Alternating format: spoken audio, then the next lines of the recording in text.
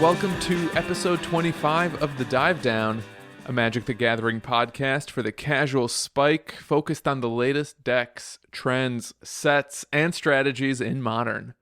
My name is Stanislav here in Chicago, and with me on the line from Denver, Colorado, it's the one and only Shane Beeps. Stan, can you believe we have made it to this completely arbitrary 25th episode together? I hadn't thought about it until you just said that, but that's an important number. 25! Next week is 6 months. Here's 25 more years of the dive down. We've been doing this for almost half a year. Incredible. Yeah. What should we do to celebrate our half birthday? We could buy me some Cavern Souls, like as a group, like as a present for me. I think we could record a 2-hour plus long podcast. That's a good idea. I think I hear the Godfather talking. Is that Dave Harbarger? It's me. It's a no-nonsense kind of day, so let's roll these beautiful card footage. You hear that, Zach? No nonsense. You're going to like that. Whip us into shape, Zach Culham. I love Magic the Gathering. Today someone at work said, "You look happy today," and I was thinking about casting Call Gon's Command. So that's where I'm at in my life right now. So you were thinking about Modern 3 years ago when it was still good, or? Oh no, I'm thinking about a deck that I'm brewing out of a card we're going to talk about later today. Whoa, you said the B word. I'm brewing. Home brewing. Wow. I like it. Sir, you've had enough brew for one night. Sir, I need to ask you to leave. This week, we're picking up right where we left off with the second half of our Modern Horizons set review. Once again, we'll be using the Dive Down's beloved Sleeve, Believe, Heave grading system. And to recap, Sleeve means we think the card will definitely see play. Believe means we think it might see play because it's good or interesting, but we're not exactly sure where it belongs. And Heave means we think the card will not see play in Modern. Since set reviews are so long, and there's not really any tournament stuff to recap this week, we'll be skipping the breakdown again, but we will return to our regular format next week. Without further ado, let's do some quick housekeeping. Shout out to the newest Dive Down patrons, Kyle M., Colin T., Parker S., Martin D., Chris B., Heath H., and Tyler M. Thank you all for joining the official Dive Down Nation. If you would like to support the Dive Down, you can check us out at patreon.com/thedivedown, all one word. And also thanks to Lawless25 for the friendly iTunes review. We appreciate it very much. Yeah, everyone, we're really super close to reaching our second stretch goal, which is going to be creating some custom tokens with a really amazing professional comic book artist. And right after that, we really have our third stretch goal of getting some Patreon exclusive playmats created. And a stretch goal after that, everyone's really going to love, is a monthly bonus episode where our patrons suggest and vote on the topic of the show. Bonus! We know that not everyone has the extra cash to throw our way, but if you enjoy the show, if you want to support us, we would really love to have you as a patron of the Dive Down. Our Slack chat's awesome. As more members join it, it's getting even better. We have some awesome patron benefits going out to everyone soon. So if you're curious, go check out patreon.com/thedivedown to learn more. Thank you, Shane. Thanks again to all of our patrons and soon-to-be patrons. Let's jump right into the set review. As of today, as of recording, we have the full spoiler for Modern Horizons. So in this episode, we're going to complete the discussion of the set and cover all the cards that we did not cover last week. Yeah, so we'll go in Wooburg order. So because there's so many cards and we don't want to waste people's time talking about cards we think just aren't Modern playable, anything that we all gave heave, we're going to skip right past, and we'll just only talk about cards that some of us believe or we all sleeve or something like that. So we're going to skip past Answered Prayers. We're going to skip past Enduring Sliver. And a few of us like Ephemerate. And Ephemerate reads, it's a single white mana for an instant. Exile target creature you control, then return it to the battlefield under its owner's control. Then it has Rebound. And I think this is the first card we're reading with Rebound, so I'll explain it. So if you cast this spell from your hand, exile it as it resolves. At the beginning of your next upkeep, you may cast this card from exile without paying its mana cost. So basically you cast it one turn, and then during your next upkeep, it gets cast again for free. So I actually gave this a heave, but my co-hosts all believe it. The reason I gave it a heave is I'm trying to determine if this is really worth a card. because all it does, anyway, all in quotes here, is blink. But it blinks twice, which is fun. But it relies on you kind of setting up having a creature that you want to blink that's already on the battlefield. A card like Eldrazi Displacer, which is what I thought about when I saw this, is great because you're able to blink your own stuff, but it also, blink your opponent's creatures that you don't control as well. So this is a little bit more limiting than that. And obviously, it has a much smaller cost. But what do you guys think? This is definitely like believe minus for me. I think it's a card that might be good in the right deck. I mean, there's some kind of Abzani comes into play decks that are out there right now. The thing that's dangerous about this card is that in order to get value out of both halves of it, your opponent has to not kill your creatures in between the first time you use it and the second time you get to use rebound, or otherwise it really becomes a really bad card. So of course I would prefer this effect to say something like draw a card at the end. I mean, I think anybody would, but I think the price is right, and the fact that you get to do it twice is also a little bit of potential. So that's it. So a version of this card already exists in Cloud Shift, which is it's the same card without the rebound effect. So this is the first card that is exactly this. And I mean, Eldrazi Displacer is good, but it's good for different reasons. Yeah. So this, I believe it because it is the only card that does what it does twice for 1 mana. Anything else that has 2 bounces for it is like a flashback that's pretty expensive. So I think that it opens up some cool design space, and it maybe allows an ETB deck to be a little more playable. I think the point of what comes out is relevant, but I don't super know. I think it's fringe playable. Yeah, I'm a believer as well because it's so cheap. You're just spending a single white mana to get this effect twice, and you can do it at instant speed. And I find that the hints of some blink synergies, especially in this set, including what sees some play on the fringes of Modern, make me think that because of the cost of this spell, because of its instant speed, there are enough decent ETB creatures in Modern that this could find a home. So we're going to skip a few more cards. We're not going to talk about Face of Divinity, First Sliver's Chosen, Gilded Light, Irregular Cohort, Knight of Old Benalia, or Lancer Sliver. But we do want to chat a little bit about On Thin Ice, which is a snow enchantment aura that costs white. And it reads, enchant snowland you control. When On Thin Ice enters the battlefield, exile target creature and opponent controls until On Thin Ice leaves the battlefield. And I rated this believe. I'm actually the only believer currently of this card, and I think it seems great. I really like it with the color fixing mana rock that we're going to talk a little bit later in this set, especially. And the synergies between this being a 1 mana spell and the number of snow permanents across colors that we're seeing in the set makes me wonder if perhaps future snow decks are 4 or 5 colors, in which case this seems like a pretty good removal spell because you can attach it to a snow permanent that your opponent can't really interact with. So the comparison to Change of the Rocks comes to mind, obviously. This is a little better as you don't have a color requirement aside from the white casting costs. Yeah, exactly. I don't think I am like a soft heave. I could see like a mono white, one of those Nykthos Elish Norn decks running this and just running all snow-covered plains. I think that's really how I felt about a lot of these snow cards is I'm not going to use them, but they give other weird fringe decks a little more utility. A card we'll talk about later, I think, gives, 10 rack utility, stuff like that. There's a lot of other fringe decks that are getting support. So I think it's cool, but I don't think Control wants to run it. I think they have to fetch basics then, which is totally fine, but it just seems a little iffy for a small payoff. Yeah, I would really like to like this card too, but I feel like Chain of the Rocks is just not powerful enough in Modern, even without the color requirement that comes out of having to put it on a mountain. Sorcery speed is kind of too much. I know that it doesn't ramp your opponent, so maybe there's a little bit of kind of help there to make this card, but I think that this is just kind of like not enough. Yeah, I agree. I mean, Chain to the Rocks saw some really marginal play in like Boros Burn sideboards, but it's just not being touched there really anymore. I think it could potentially see play, but I'm going to give it a heave. I do like that it counts as a snow permanent, and we have seen some cards that want you to have a higher quantity of snow permanents on the battlefield, so that's at least decent. But we'll have to see what happens with snow stuff, and I think based on what we've seen last week and this week, I'm not sure what's there as a marginally competitive snow-based deck, besides Skred, of course. Well, thank you. I don't think there exists one because there's not fetchable duels or duels that don't come into play tapped. Like, I've brewed a red-green one and I'm brewing a red-black one right now, and you kind of have to play those lands right now. Like, you need probably at least one or two in your deck, and they just...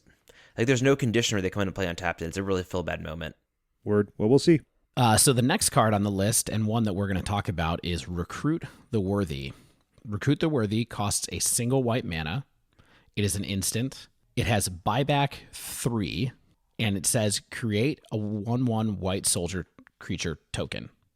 And in case you forget what buyback does, the text of that says... Or never knew, if you're the case. Or never knew. Case of me.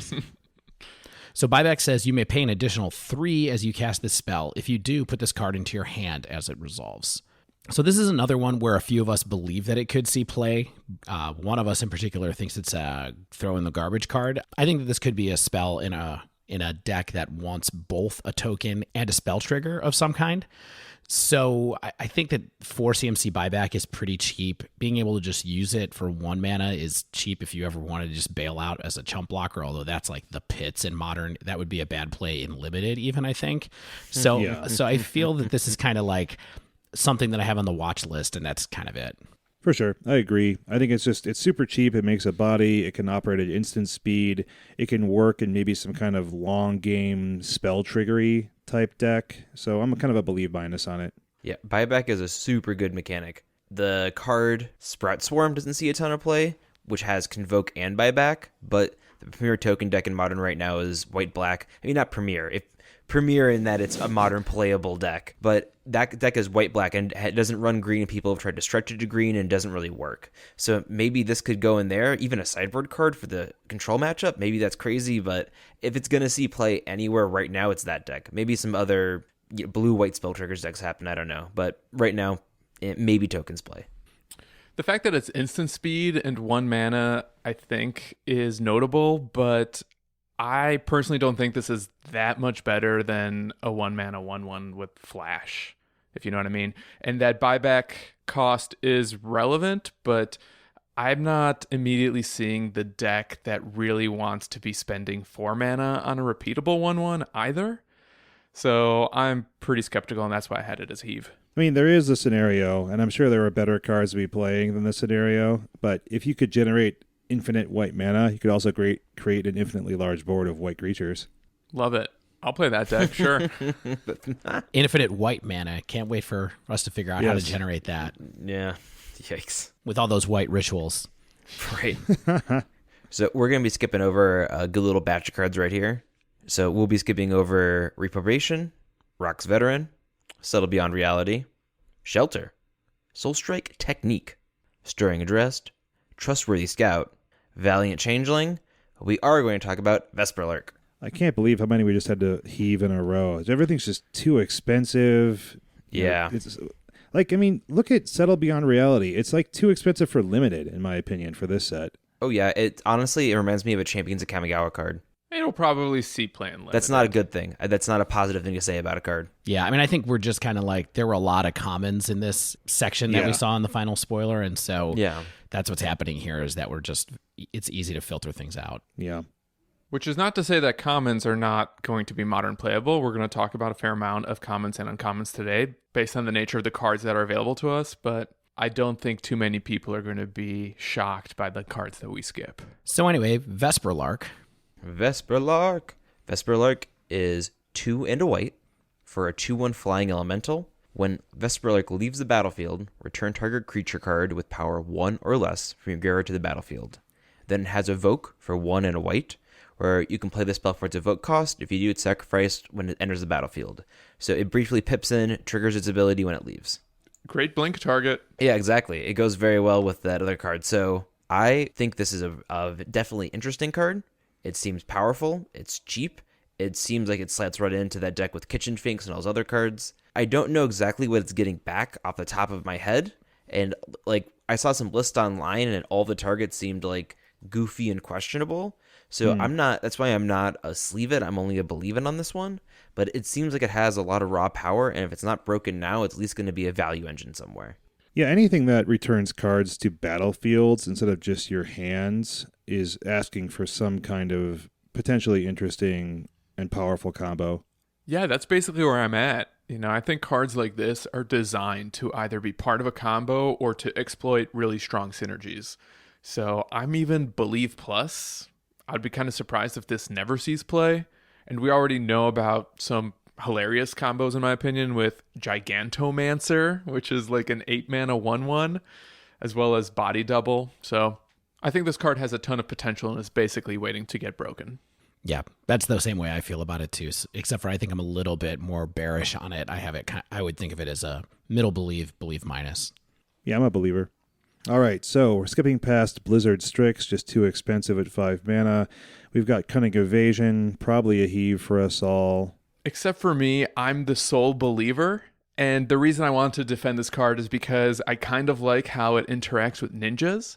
And it seems like it could make combat really annoying for the opposing player. So it's probably not good enough for a deck like Spirits, or if it's better in a deck that would exploit strong enter the battlefield effects. But because there isn't a ton of great blocking going on in Modern, in my opinion, I don't think you have to play this on turn 2 even to get a ton of value out of it. I don't know. This card seems tricky, and for 2 mana, maybe there's going to be some fringe deck that can make it work. All right, Stan, we'll believe you when it happens.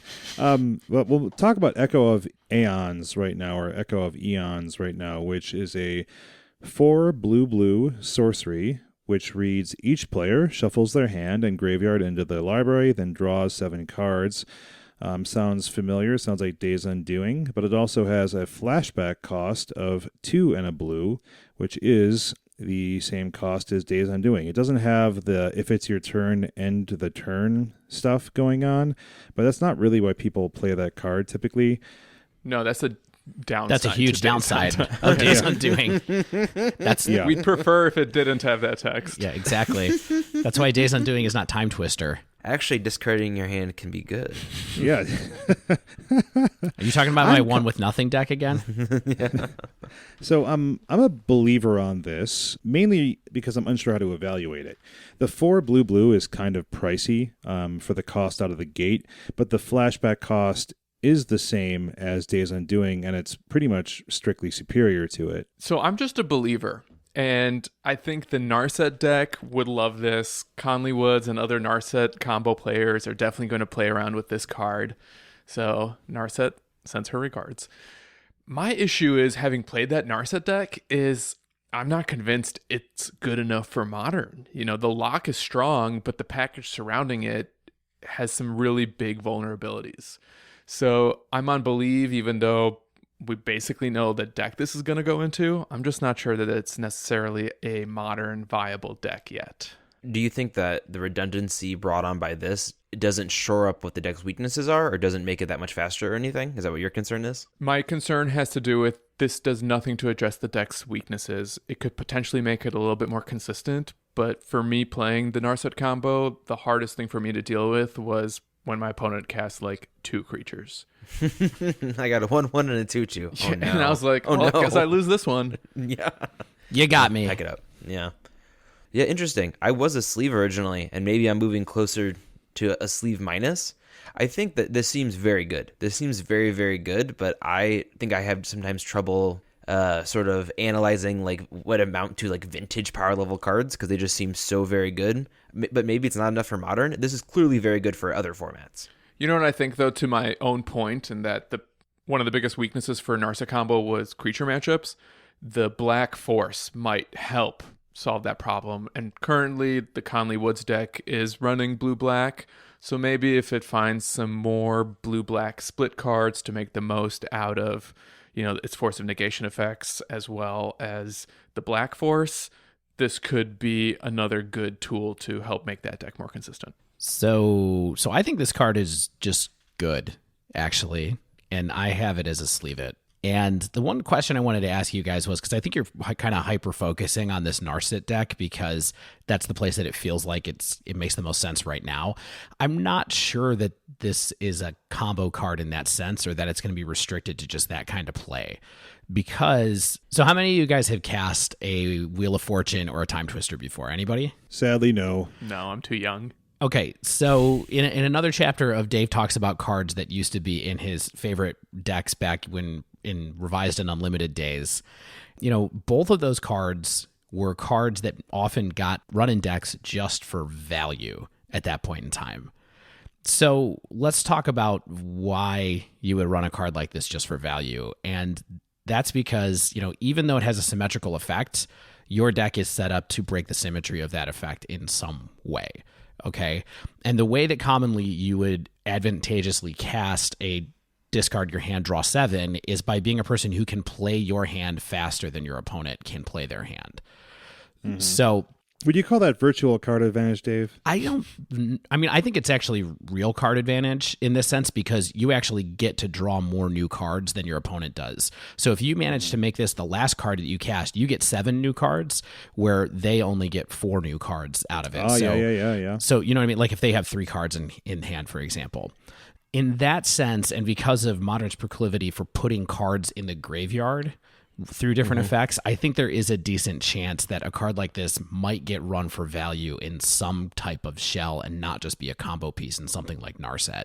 Now, the truth is, in the Narset deck, they have a ton of discard effects, self-selecting discard effects. They have Lore Broker, I think is the name of the card, and they have Gyre Reach Sanitarium. So they have a lot of ways to get cards into their graveyard as well.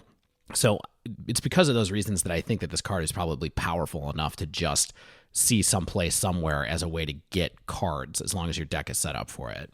So Dave, you said we were focusing too much on the Narset deck, but I don't think you can really have a conversation about this card without addressing Narset, specifically with regard to what you said about decks playing this spell have tools to break the symmetry. And I'm not sure if there's been a tool to break the symmetry better than Narset ever printed. Yeah, I mean, that's 100% true. And Narset is seeing a ton of play right now. And so that's another thing that actually makes this card maybe a little bit worse, is that it might be hard for you to cast it if your opponent is playing Narset too.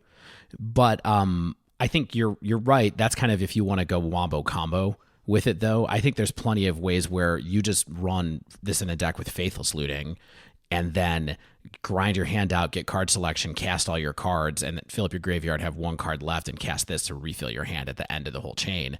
And then if you're at a point where you have extra mana left, you get to actually just keep casting cards, which is the other thing that was really good about Wheel of Fortune and Time Twister as well, is that they don't end your turn when you cast them, so you get to use some of the cards. I mean, some people played for that effect, so I don't know. I would probably be way more excited if it was an instant. It's probably way too strong for instant speed. Like truly busted. End of your turn. Ultra Shadow Mythic Rare. Yeah. I feel like there's a shot this is actually a good card. All right, so we're going to actually talk about the next card in the set, and it's Everdream. This is 1 in a blue instant. Draw a card. Splice onto instant or sorcery for 2 in a blue. So as you cast an instant or sorcery spell, you may reveal this card from your hand and pay its splice cost. If you do, add this card's effect to that spell. And this is an uncommon. And I've actually got this as a heave because I don't think paying 2 mana to draw a card is good. I don't really like playing Think Twice ever. What do you guys got? But isn't there some kind of world where you could pretty realistically just pay for the splice cost a few times in a game and just sort of have a good source of card advantage there? That's pretty expensive for Modern. And I think at that point, you're like entering 4 mana, draw a card territory, plus whatever other effect you're getting. But it's like, you just get to do it over and over again. Or 4 mana, draw 2 cards, which we talked about on last time being something that people actually do in Blue-White Control. Yeah. I mean, I'm just looking at this as a novel, unique card that allows people to just simply draw a card without going down the card in their hand when they splice it. Yeah, I think this card is believable just because I have played Scred for a long time, and there are plenty of games where you're in top deck mode, and being able to like hold on to this and turn everything into an extra draw spell is going to get you there. So I think this needs to be in a deck that has like finishers or like like a hard hitter that you're trying to get into. I think maybe it could honestly combo with an enchantment we're going to talk about later, the one where you can get a Marriott Lage token. I think that might be good in that deck, like a blue-red weird Scred build. We're not going to talk about that deck, and that's me totally guessing. But a weird, grindy sort of deck like that would like this card. So that's why I'm a Believe It. Yeah, I'm on Believe It too for similar reasons. I just feel like splice onto instant or sorcery seems pretty conspicuous to me. So I'm just keeping an eye on this card. Stan, imagine where you can pay 4 mana, bolt, and draw a card. Yeah, sounds great. Out of your Blue Moon deck. I don't know. I don't know if that sounds great. If I can now spend 3 mana to draw 2 cards at instant speed thanks to Archmage's Charm. So everything else seems pretty bad. 3 blue mana though. So hey, you can't cast it all the time. It's the most castable color in Magic. But here's the thing. The thing, Stan, is that you could do it like 2 or 3 or 4 times in a game, depending on how long this game's going and how well you're controlling it. I hear that. I think that's the best argument for it. I'm not convinced that's the best way to be spending your excess mana. Sure. Next up, we're going to skip over Ikite. Oh, that's an awkward name. Cool dragon. Not a dragon. I think we're going to talk really quickly about Fairy Seer. And Fairy Seer is 1 blue mana, a single blue mana, to be clear. And it has flying. It's a 1/1. And when Fairy Seer enters the battlefield, you scry 2. So clearly this is just better than Serum Visions, right? Why would you throw that grenade in here? 100% agree. Never play Serum Visions again. Yeah, just play this. It's a creature. I mean, that's as good as a card, right? I just kind of have Fairy Seer as a believe to be an off-ramp into fairies, basically. Like, hey, maybe this is a card that will help you make Spellstutter Sprite quite a bit better because you'll have extra fairies around at the beginning of the game. Not sure if this is enough to make that deck as a more linear tribe more playable, but maybe. I am a heave for the same genre of reasons that you like it. I think that calling the deck fairies, which we all do, and that's what it's called, is like not really what the deck is. Like there's not really a ton of tribal payoffs. There's Bitter Blossom, which is cool, and Spellstutter Sprite is a quote unquote tribal payoff, but there's no lords or anything. You're not rewarded for attacking with those creatures. And I think that the current incarnation of fairies also really wants to be doing hand disruption on turn 1. That or getting a tapped land into play. So I think that this has diminishing returns later, and it's always going to be a 1/1. There's no pumps for it.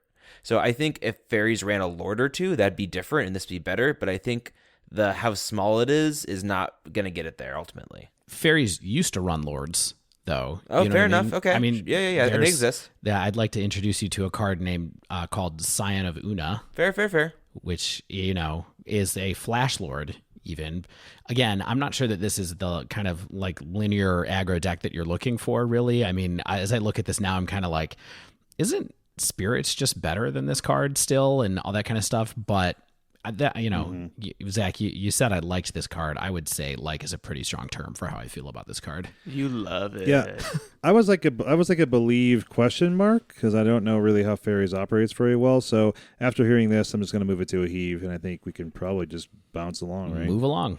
Okay. I also heave. Hey guys, remember Stan? Hey, it's me. I heave it. Bye. We're going to go ahead and skip over Future Sight and Iceberg Cantrix. Why do crabs hate libraries so much? I mean, it's a good question. Because they have no fingers to turn the page. Yeah. Yeah, it's addressed in the direct-to-DVD Little Mermaid sequel. So I think crabs mostly don't believe in public funding of utilities that not everybody uses. Oh, God. We will be talking about Marriott Lage's Slumber, though, which is 1 and a blue for a legendary snow enchantment. Whenever Marriott Lage's Slumber or another snow permanent enters a battlefield under your control, scry 1. At the beginning of your upkeep, if you control 10 or more snow permanents, sacrifice Marriott Lage's Slumber. If you do, create Marriott Lage, a legendary 2020 black avatar creature token with flying and indestructible. This is dope. I wish it was red, but it is cool. It is very cool. So, like, is this the exact same Marriott Lage as in Dark Depths? Yes. Yes. This is your new Dark Depths. You get It's to coming use from your somewhere old else token. Yeah, I think the whole thing is like when the Ice Age is finally there or something, they awake. I'm not super familiar with the lore on this one, but it's cool that there's like 2 different like in lore ways to summon the creature. One of them is banned in Modern by the way. This is the only modern legal way to create this token. So you all played Limited with the Ascend mechanic, right? We were all playing Limited then? Yeah, this is the first thing I thought of when I saw this card too. Yeah, it was not that hard. Oh, you mean City's Blessing? City's Blessing is what you got. The mechanic was called Ascend. Yep. Yeah, so to get City's Blessing, you had to have 10 permanents. Gotcha. Kind, Sorry, right? thank you. And that was really not that hard. No, not at all. What about Modern? Well, that's the thing. I mean, you basically would have to be like a snow control deck, right? Which is where I mentioned I think the draw splice card might have a home in a weird deck like that, where you're playing red removal and blue efficiency and card draw. But I think this card is cool. I'm going to believe it just because a 2020 Indestructible Flying is cool and unique, and it's fun. And like in the right deck, you can play that and protect it, and like one hit does it, right? So I think it's a little novel, and like I'm ready to believe that maybe 10 is just too many, but this is cool. And I mean, if I have to make Scred red blue, so be it. I prefer not to, but maybe this is the real deal. It feels powerful, certainly. Yeah, I think this is totally a believe. I mean, I can see this making it. I mean, the scry tacked onto it, it's just kind of a nice little added benefit for a deck that is going to need to control things for a while. So you do have the ability to control your draws a little bit while you're working towards unleashing Merit Lage. Counting any snow permanent is pretty generous on it. So this is an instance where you might want that, chain to the snow land type thing. So yeah, my issue with it and why I'm a believe minus personally is because it seems very difficult to cheat out. And I think that's kind of what I'd want to be doing with a spell like this, is find a way to get that token out as unfairly as possible. And my concern is that this card is designed to be abundantly fair. I don't think there's any way you can cheat this out, in all honesty. Yeah. Snow tokens. Yeah. I mean, you basically just kind of play a bunch of those mana rocks that are snow type, like Cold Steel Heart. There's two of them. There are two. And one's not even a mana rock. It's a mana filtering card. We'll talk about it later. You play two of them. And then, whatever low casting cost permanents you can do with a snow mechanic, and then lands, and you just hope that you get there in a time and control the board. I'm not 100% sold on this being a thing, but I do think it's possible that this could spawn some kind of control deck as well. Question. How many copies of this do you think a deck has to run for it to be an actual reliable win con or plan? I don't think it has to be a reliable win con. I think it's like a plan B, right? I think maybe you run 2 or 3 of these tops, and like you're just a control deck that can do this sometimes too. It's like a better Search Res Kanta in that sense. Yeah, what I like about it is that you do not have to play it early and just have it survive while when you play a snow permanent, it removes like a snow counter or something like that. You can just play it and then untap. As long as you untap with it, it launches Merit Lage into your opponent's face. Yeah. I mean, I'm very believe minus on this just because it takes some time. But, there's been worse win conditions. This one, like people have said, at least it's one hit. Kind of see where it goes from there. I guarantee this will be in one of the first 5 against the Oz decks that Saffron. I guarantee this will be in a 5-0 list. I mean, I don't know if it'll ever be in more than one 5-0 dump. I guarantee it'll be in a single 5-0 dump. Well, when it's there, Zach, you'll be the one to test it for Sleeve, Believe, Heave. Oh man, I will. I can rent it online. This is gonna be so much fun. I'm definitely gonna play this online. Ooh. All right, let's move on to again the next card, Mirrodin Besieged. This is a cool one. It's a rare enchantment for 2 and a blue. As Mirrodin Besieged enters the battlefield, choose Mirren or Phyrexian. So wait, hold on, I have to ask: was this choose one or other? Was that in like a Phyrexian set? No, I only remember that from Dragons. It was only in that set. That was in Fate Reforged. Dude, it's a reference. It's the siege cycle, and this is Mirrodin Besieged. Oh, that's right. It's like a double, triple reference. It's crazy. This is why we have you on the pod, Zach. So if you choose Mirren, whenever you cast an artifact spell, you create a 1/1 colorless mirror artifact creature token. And if you choose Phyrexian, which in my opinion, if you're smart, you probably will. At the beginning of your end step, draw a card, then discard a card. Then if there are 15 or more artifact cards in your graveyard, target opponent loses the game.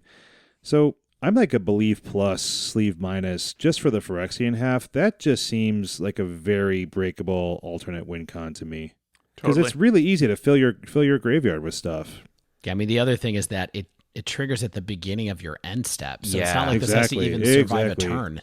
It's wild. Yeah, you just if you play it and it survives and you have 15 or more artifact cards in your graveyard, boom, game over. Yeah, honestly, a big thing with like a lot of we've mentioned against the odds, but like against the odds genre of cards like Battle of Wits or whatever, where you win the game or someone loses the game when you beat a condition. This condition's not that hard to meet, and it triggers right away. A lot of those things have delayed triggers where it's not delayed, but delayed from when you play it. It happens on your upkeep. Happening at the end of your turn, like, I think it just re-hit me how huge that is. I think I'm going to move up to a sleeve on this one. That's not hard to do. And, like, you play this through counter magic and go, okay, so it goes.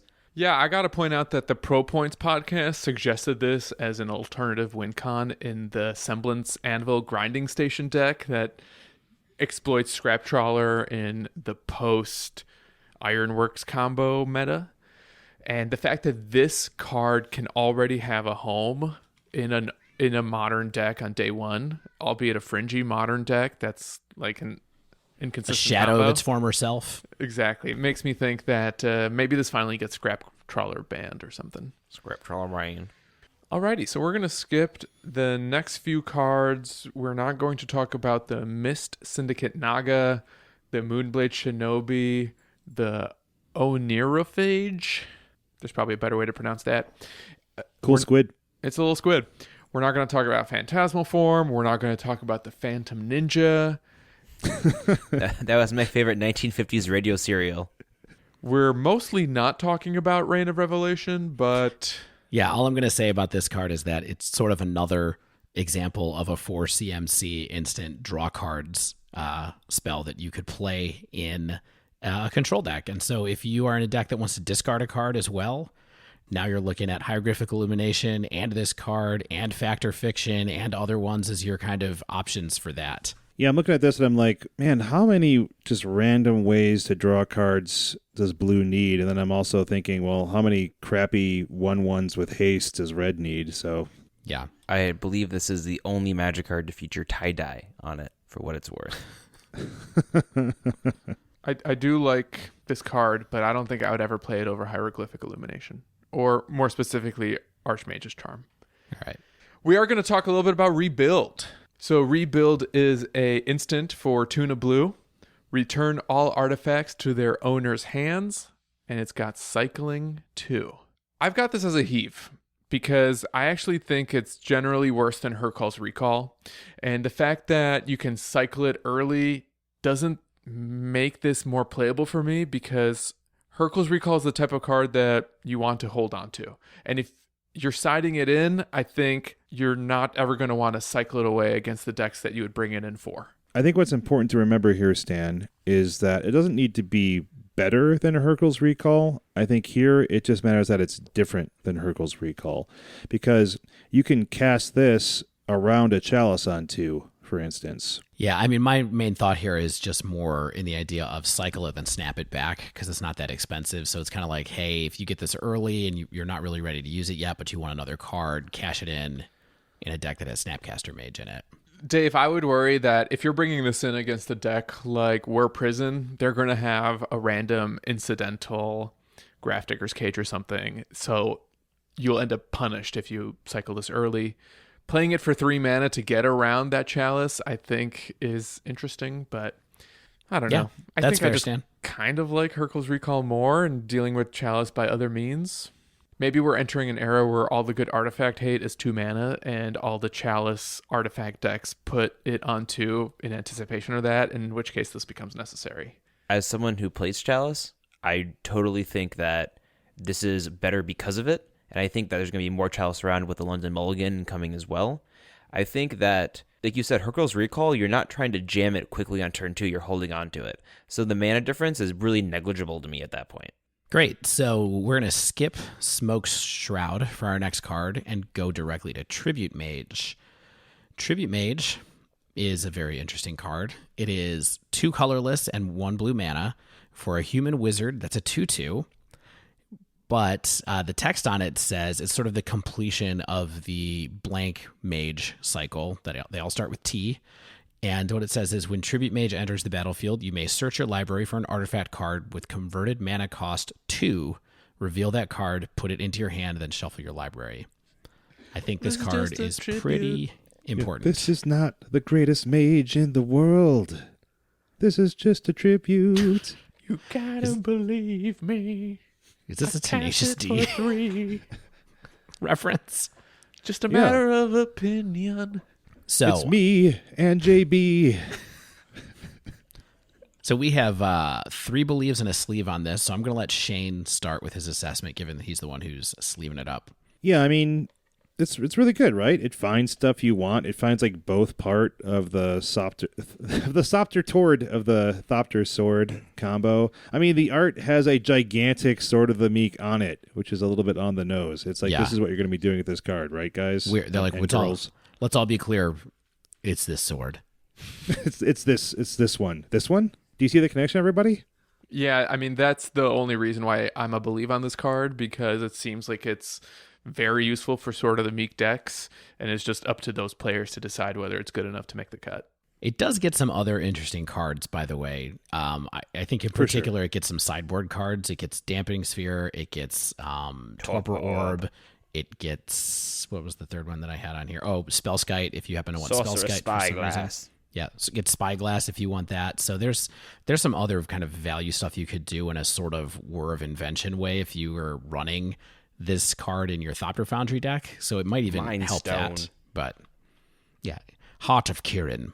Yeah, Cold Steel Heart. Altar of Dementia. Smuggler's Is that Copter.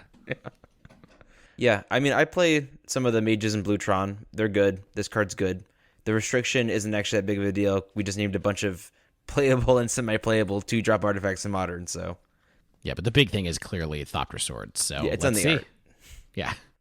So we're going to skip over Twisted Reflection, Watcher for Tomorrow, Windcaller or Aven. We think that card will probably be tested in Mono Blue Living End. I've seen a little bit of it. I don't know too much, but it seems tailor-made for that deck to a degree. Yeah, single blue cycling, yeah. Nice to have a flying threat, that's all. We're going to skip over Winter's Rest, Azra, Smoke Shaper. We are going to talk about Pauper perennial favorite, Carry On Feeder. Carry On Feeder is a single black for a 1/1 zombie. Carry On Feeder can't block.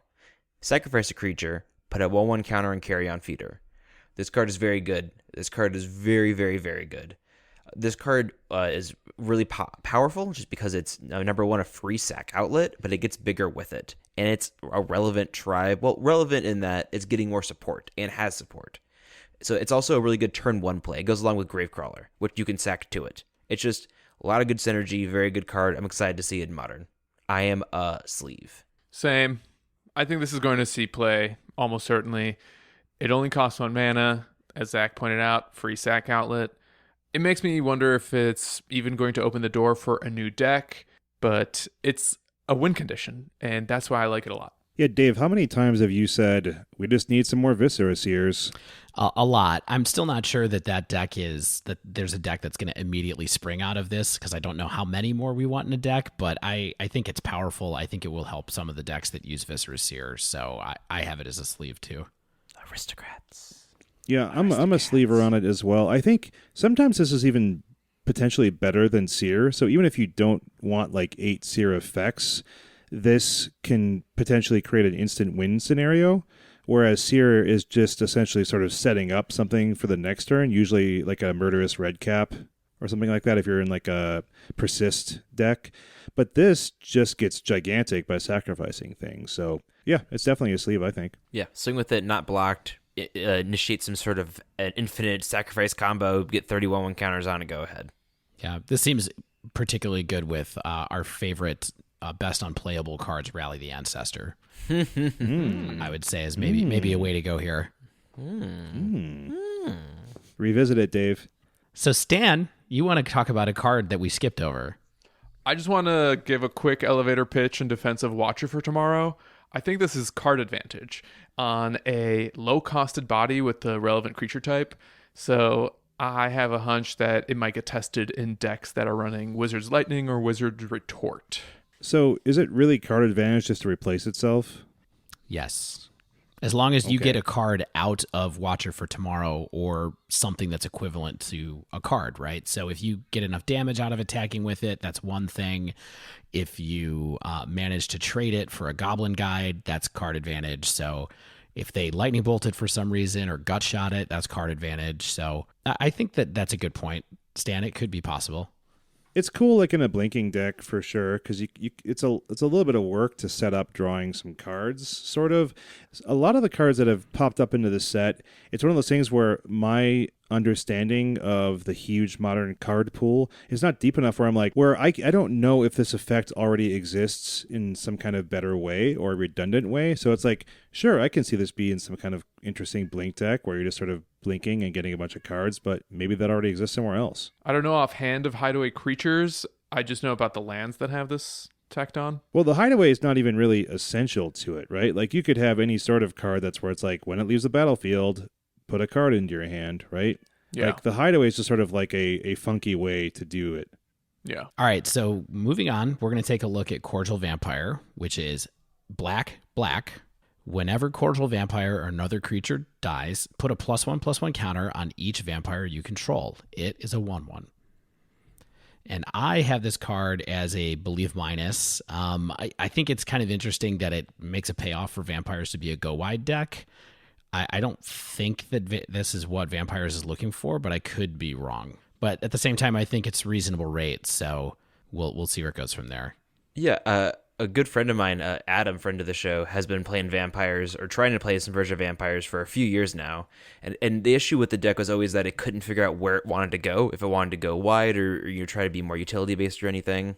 So he's also not sold on this card either, funny enough. The Vampire Tribal players go, I don't know, but it does reward the go right strategy in a way that nothing else did. And you do have you have Vampire Nighthawk and the 2/2/1 from the Kaladesh Black as well. So cards like that can get a little bigger and swing you lots of life.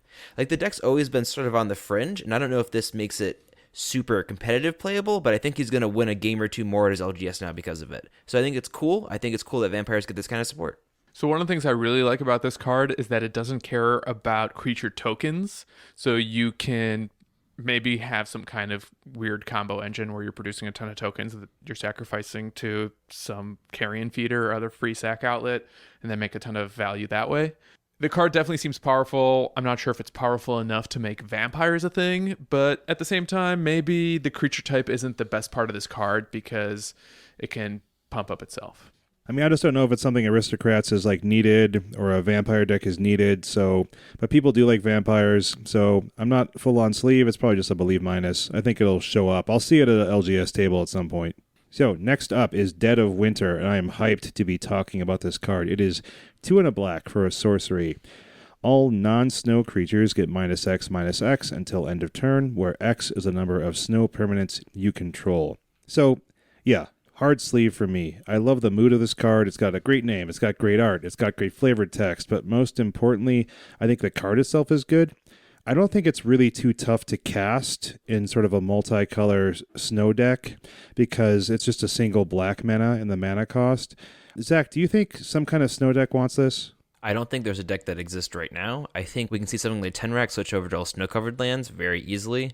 We could see a mono-black control deck or even vampires, no joke, or zombies run this instead if they have a bunch of basics already. I think the issue, once again, with any snow deck that's more than one color is the lack of fetchable snow duels. We have that new fetch land in this set that can grab any basic, and that will help snow decks out. But it's a bummer that you can't on turn one go ahead and grab your red-green or red-blue or whatever two-color snow land and then set yourself up good. You have to play some questionable lands to do so. But I love this card personally. I am a total sleeve it. I'm brewing a red-black scred build to run this card. That's how much I like it. So I'm still just a believer, in part because I don't know the deck that wants to play this. It seems like it would require some new strategy. Zach is probably going to be the architect of that strategy. So whether it's Mono Black Devotion or Tenrak, where every swamp is snow covered, I think people are evaluating this a little too closely to Toxic Deluge, which is like wildly better. And this is much more fair. And I have a small concern that the fact that this card is fair is going to make it not strong enough, or at least too narrow for being truly competitive in Modern. Yeah, I mean, one thing I thought about a little bit with this is that you need 5 permanents in play, I guess, to make this better than Languish Although Languish is 4 CMC and this is 3 CMC, so this is a more friendly card in that sense. Languish is also 2 black. Right. Yeah, it's double black Double mana black cost. too. Yeah. So, but that's kind of the line that I was thinking about here was like, when does this become better than Languish? How good is this in general? How often do I want to use this? When is this better than Damnation? I mean, I know nobody wants to play Damnation, but because it's a $1 zillion card, but that's just stuff that kind of had me have this unbelief instead. I mean, this does say all non-snow creatures, so you could set yourself up in a fashion where your snow dudes and ladies still exist. Not currently. They're all really like chaff draft right now. It's unfortunate. This has to be setting up something, or else this is just Wizards kicking me while I'm down. Show the Chiller Pillar some respect. Yeah. Chiller Pillar. It's so cool. It's the coolest caterpillar in all of Magic. Change my mind. But anyway, I think we all love or believe in this card, and I think this is definitely one we expect to see play. It does definitely have better art than Languish. I like that crocodile, but I like this black metal, heavy metal, hard rock metal album cover more. This would be like one thing I would get the original art for, but I know that 1,000 other people would as well. Yeah, I've been on a big Dark Throne kick ever since this card got revealed, and I don't regret it. Stan, take us to Defile. So we're going to talk about the next card, and that is Defile. It's single black mana for an instant. Target creature gets -1/-1 until end of turn for each swamp you control. And sounds a little bit like the last card. Yeah, like the budget Sort of. version of the last card. Yeah. So to be honest, I'm on heave because I think this is a limited card, and I'm not sure a basic land payoff is the removal spell you want to be playing in Modern. I'm the only heave for this spell. It's not You're basic a crazy land. person. It's swamp, not basic swamp. Right. But still. Yeah. Fair. I mean, it's probably good enough for some Modern play, but you typically don't have that many lands, let alone that many swamps in play. And I know it's not just basic swamps, but like probably some heavy black-based decks can run this, and it's going to act as some really good removal. This card reminds me a lot of Skred. The art even reminds me of Skred. It's someone reaching out while they're being crushed or destroyed by the substance. By eels. Yeah, by eels. So Skred is snow permanence, not just land, but this is even a little better than Skred because it hits indestructible creatures too, or creatures that are hard to remove because it's -1/-1, not damage or destroy. I think if Skred could create the weird archetype, I mean, it's won a GP, it's won like a tournament, like it's not nothing. This will definitely see play in weird black mono decks, and like vampires might run it. Who knows? Like 8-rack or 10-rack or any mono black deck that is trying to go past the mid game. This might be interested in, and it's like black Skred. It's pretty cool. I don't know. I like it. I'm a believer. You're a sleever, actually. I'm a sleever. I'm a believer. I kind of think of it kind of the same way that Stan brought up a moment ago, which is when is it better than Fatal Push? Is it just different than Fatal Push? How often do you play it? Things like that. So very down the middle for me. Fatal Push will never hit an angler. This will sometimes hit an angler. True. Yeah, that's the whole thing, right? Yeah, that's the only thing. It could maybe even hit Ulamog, the Ceaseless Hunger. I have 10 swamps out. It could. It's could, right? Ooh. Yeah. We finally have the answer to Hazoret we've been looking for. I mean, there's plenty. Dismember is actually the best one. Yeah. I mean, that's a great point too. Like, when is this better than Dismember? That's what we're really looking at here, is that it's somewhere between Fatal Push and Dismember, and I kind of feel like that's a big hill to get over. Yeah, 1 mana is good though, right? And like it's 1 mana instant, and it doesn't get much better than that. Yeah. All right. So we are going to skip over Endling. We're going to skip over First Sphere Gargantua. We're going to skip over Gluttonous Slug, Graveshifter, Mindrake, Mob, and stop at Nether Spirit. So Nether Spirit is a creature spirit. It costs 1 colorless and black. At the beginning of your upkeep, if Nether Spirit is the only creature card in your graveyard, you may return Nether Spirit to the battlefield. It is a 2/2. I feel like this card has some kind of synergies that will make it be playable or be something that shows up occasionally as some kind of weird combo outlet or something like that, but I definitely do not see it kind of going beyond that. Dave, I got to disagree with you on this one because evaluating this card was a journey for me. because I started on like believe minus. And the more time I spent looking at it and reading about it and thinking about other players in the format, I went all the way up to the sleeve. I think it synergizes really nicely with delve cards. I think it gives you a really good reason to play early Faithless Lootings. Its biggest problem is the fact that it's 2 power, but that's not even unplayable.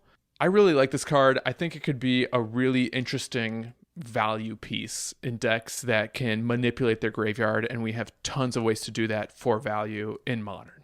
Stan, I gotta ask you though, what aren't you playing in a graveyard manipulation deck to like put this in your deck? Because it requires a lot of work to set up. Like I thought about the same things you did. I was like, okay, you can delve some stuff and leave this in your graveyard, and it's just like I just don't see the point to this card. It's like a 2/2 ground attacker. The point to this card is that it's recursive. So even if you only have like 1 or 2 delve cards and you only do it once to strip your graveyard, that's probably going to last no matter how many times it dies, either from blocking or from being killed by someone who's misplaying their lightning bolt. But like any deck that can cast this is just gonna play Bloodghast, and I don't think this goes along with a deck that plays Bloodghast. But what if it went you along don't need in to cast it. Where you're discarding it when you To Liliana. and then bringing it back.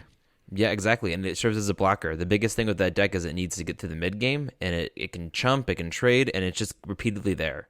We skipped over the card Mind Rake, which is totally okay, as it might not even see play in 10 rack, 8 rack, but it also synergizes with this card. I think that deck is probably the most likely one in my mind because it doesn't run that many creatures already, and it has built-in synergies. Yeah, I like it. I mean, yeah, sure, it might show up. I just don't think it's going to see very wide play. Yeah, no, this isn't a tier 1 card, but it makes an interesting deck a little more interesting. You're right, Zach. It's tier 0. Every black deck should play this. I'm still on Heave It. I'm on Heave It MTG myself. Finance. We got Shane on Heave It, we got Stan on Sleeve It, and Zach and I are on Believe It for Nether Spirit. The always controversial. I guess the only thing I would say about this card is it harder to have a single creature card in your graveyard than it is to play 3 spells in a turn? I'm going to say yes. And this one doesn't even have haste. So as much as I love free cards, I feel like this one is got a much different purpose than being an attacker. So They're giving away free cards. Yeah. They're giving away free cards down the street. All right, we'll be skipping over a chunk of black draft cards.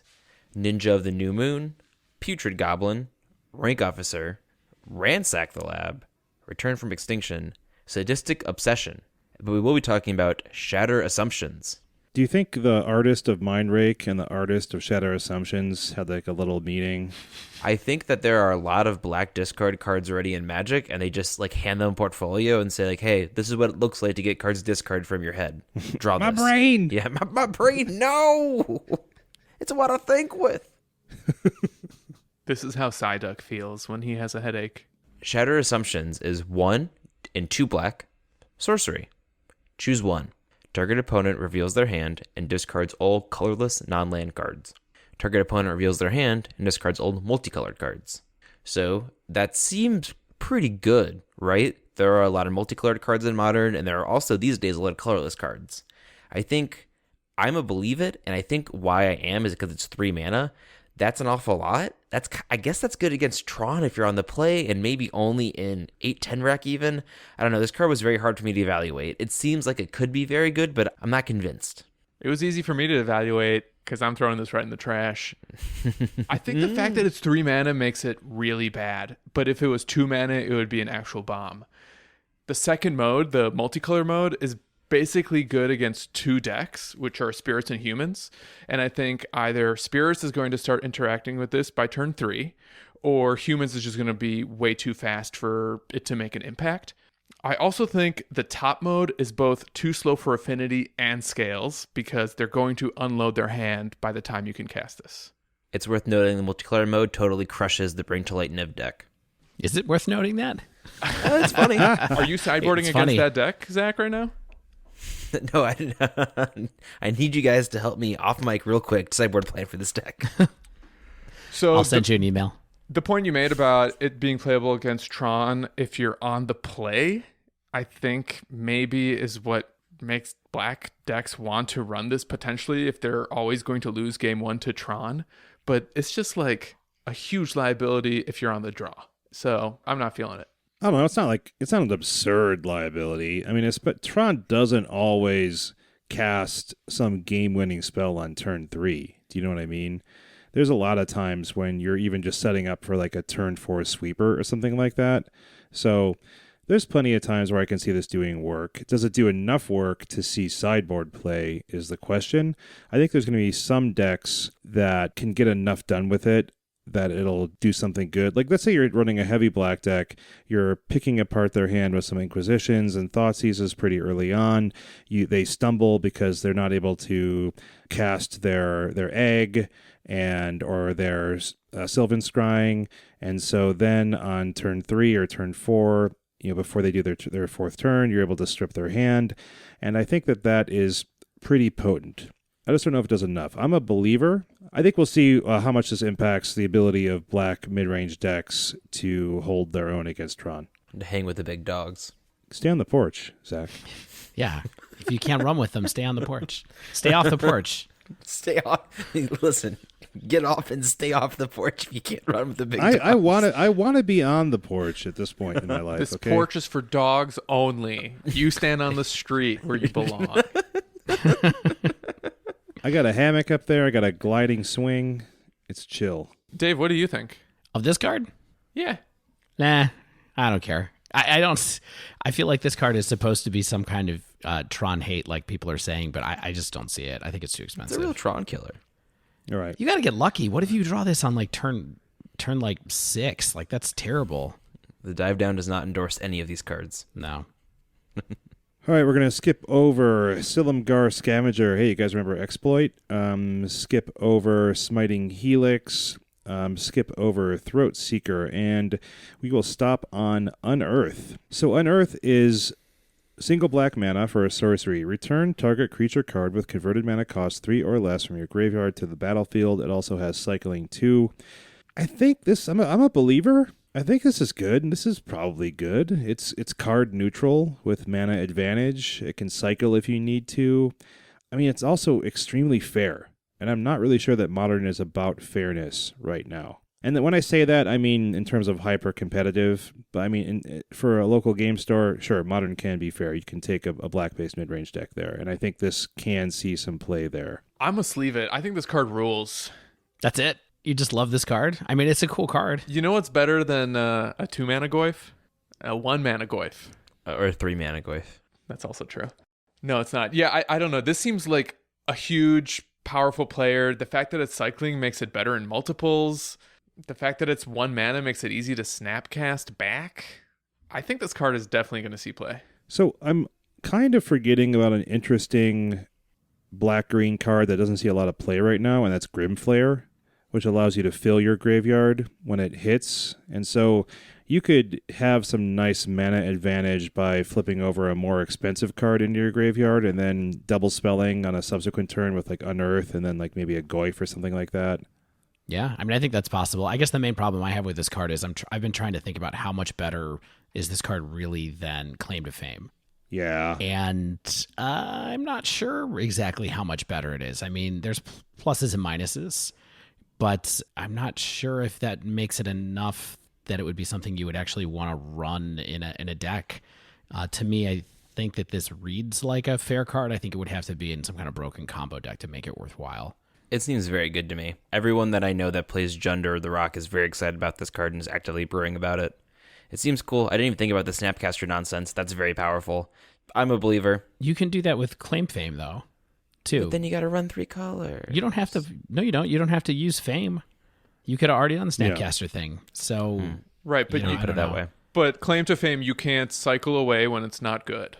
Yes, and also the 2 versus 3 does matter. I mean, 3 is where you start seeing more significantly powerful creatures in mid-range decks. Yeah. So I think I'd rather see some cards that cost 3 versus cards that cost 2, but Modern is so powerful that it might not be a significant enough difference, the 2 versus 3 mana. That's the thing I'm trying to figure out is it really paradigm shifting enough to make a difference? I really think Reed Duke should have spoiled this card instead of whatever limited nonsense he had to spoil, because this is more of a mid-range playable than that creature is that we're going to skip later on. All right, so that wraps up our conversation on black because we are skipping Wart Eye Witch. We're moving on to red. We are not talking about Alpine Guide, Blade Back Sliver, Bogarden Dragonheart, Cleaving Sliver, Geomancer's Gambit, or Igneous Elemental. But we are going to talk about Magmatic Sinkhole. Hey guys, it's a quad sleeve. Quad sleeve. So our second quad sleeve, Magmatic Sinkhole. 5 in a red for an instant. Magmatic Sinkhole deals 5 damage to target creature or planeswalker, and it has Delve. That's important, that part. Yo, that's the reason we're all sleeving it. Yes. Well, you don't think it's worth 5 in a red? I mean, maybe sometimes you're casting it for more than 1 mana, but the fact that it is potentially a 1 mana answer to planeswalkers, I think is why this card is going to probably see some play in red decks. I think the players who are going to sleeve this up have to consider whether it's actually better than Harvest Pyre, since that can scale up a little bit more. But having a nice, clean, instant speed answer to planeswalkers is probably going to make this good enough and played over Harvest Pyre. Yeah, I love it. It's not strictly better than Roast. Roast you can play on turn 2 pretty consistently, and like it's nice if you're facing a lot of Goyfs or Anglers or things like that in your Big meta. in the ice. Yeah, exactly. So it depends on the speed, but the utility hit planeswalkers is crazy good. It's very, very good. I love this card. Right now I'm testing out some nonsense in Scred, but I think I'll be back to mono red one day, and I think this might even get to see play there. Even if you're paying 3 or 4 mana for it, being able to take care of a walker in Scred in mono red is very good. It's not something that you can really do right now in that color. Yeah, I mean, I think this card is just a new staple, basically. Like, I don't know. I don't think it's 4 of. I don't think it is that a deck gets built around it, but it's going to be around tons of different decks to fill out the removal suite. And I think it's something that red really lacked. Yeah, so let's say you're playing like a red-black based deck. Do you guys think you run this over like a Dreadbore? It's not unconditional. I'm honestly having the same discussion with myself right now. I have a single Dreadbore that I think I can fit in somewhere in the 75, and I'm thinking about if this is better. I don't know. I think it's really good optionality in the terms of Dave Harbarger. So Here's the point I want to make about this card, though. And this is echoing something Ross told us when we interviewed him. Cards like this make it hard to run a lot of Delve cards. So I think the decks that are running this might not be able to run Logic Knot. And potentially this gets worse if your opponent's siding in Graveyard Hate. So it's not like a bomb in every matchup. I think it has balance to it that people should be aware of. Totally fair. It's probably better in a deck that does not run a lot of Delve cards already. Yeah. But also is good in decks that have fetch lands. All right, well, the next card we're going to talk about just for a second is Scale Guardian, which is 5 colorless and 2 red. It is a dragon, and this spell costs 1 less to cast for each land card in your graveyard. It is flying, and it has haste, and it is a 4/4. And the flavor text says, a dragon's loyalty cannot be earned, but it can be bought. with lands. So yeah, I mean this is decent potentially. I have no idea. I have this as a believe it, mostly because I feel like if you were in something where you're running a lot of fetch lands and you wanted some kind of closer that could get down to just RR, then maybe you would be able to get there. But I'm very fringy believe on this. Yeah, I think it's easy to think of the best case scenario, right? And be like, oh man, this double red flying haste 4/4 dragon. But in most normal modern games taking place, I think you're not going to get this for much less than, say, 2 red. So that ain't worth it. Yeah, it's not worth it, but it's close. I'm like a believe minus.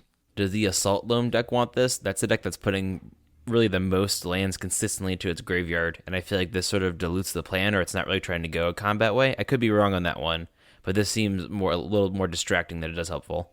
It might be another useful creature to stall the game for the Assault Loam deck, but worth noting, Assault Loam is playing Life of the Loam to get their lands back because it wants to win by throwing all its lands at you. I have this as a sleeve. I don't think this is going to cost RR as often as fans would like. If it does, it's probably in a new deck, and I'm not sure I would want to play this over Heart of Kirin.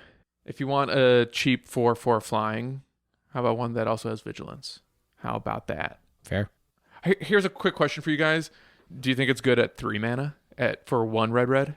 I think it's okay there. I don't know.